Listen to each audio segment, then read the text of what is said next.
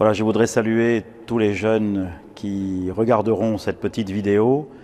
Je vous invite aussi à regarder, que ce soit sur le site du diocèse ou que ce soit sur le site de la Provence.com, la vidéo aussi de la petite célébration que nous venons de vivre sur le parvis de Notre-Dame de la Garde en ce jour des Rameaux, qui est un jour aussi que j'avais choisi pour renouveler la consécration de notre ville et de notre diocèse au Sacré-Cœur. Je vous invite à regarder ces images.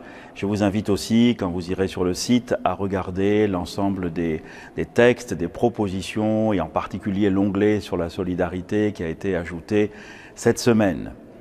Mais je voudrais aussi m'adresser particulièrement à vous, jeunes étudiants et jeunes professionnels qui êtes à Marseille, à vous qui êtes de Marseille et à vous qui êtes à Marseille, et particulièrement aussi à ceux de la Fraternité Bernadette, du Rocher, qui ont choisi de rester à Marseille, qui sont en service civique ou en volontariat, et qui ont choisi de rester à Marseille pour vivre autrement la charité, la fraternité, qui fait déjà l'essentiel de leur journée.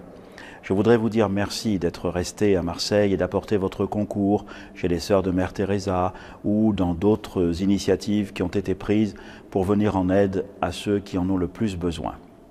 Je n'oublie pas qu'aujourd'hui, jour des Rameaux, c'est traditionnellement le jour des journées diocésaines de la jeunesse.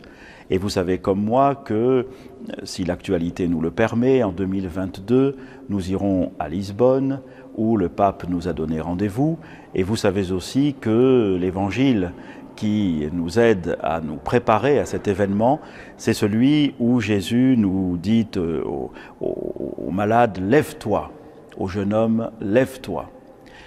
Alors je voudrais simplement reprendre avec vous ces mots du Christ et vous dire à vous aussi « Levez-vous, levez-vous ». Pensez à ceux d'entre vous, des étudiants, qui sont actuellement dans des conditions très précaires.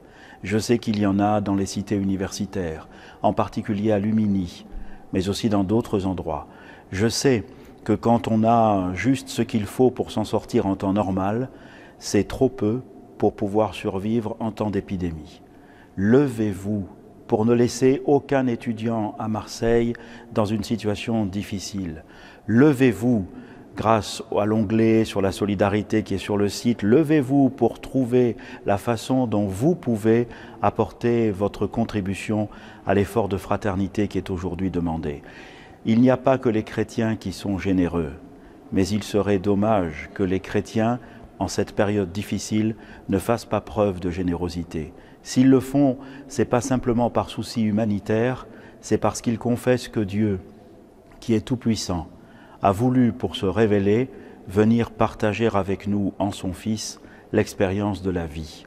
Et il a partagé, il est passé, nous dit l'Écriture, en faisant le bien. Levez-vous et faites le bien. N'ayez pas peur d'aller à contre-courant. N'ayez pas peur, comme le Christ, d'apparaître plus attentif aux malades qu'aux bien portants, à ceux qui se reconnaissent pécheurs, plutôt qu'à ceux qui se prétendent justes. N'ayez pas peur, levez-vous. L'Évangile a quelque chose de révolutionnaire. Vous avez la vie devant vous. Prenez-la comme il convient. Soignez-la. Soignez vos frères. Soyez présents à tous.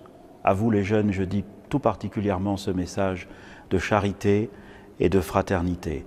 Tout à l'heure, en refaisant le geste de Monseigneur de Belzins, il y a exactement 300 ans, au moment de la peste, au moment, peut-être était-ce la dernière fois avant aujourd'hui, au moment où toutes les églises avaient été fermées par mesure de précaution sanitaire, au moment où, pendant plus d'1 an, on n'a pas pu célébrer de culte publiquement, à ce moment-là, Monseigneur de Belzins, mon prédécesseur, avait consacré la ville et le diocèse au Sacré-Cœur.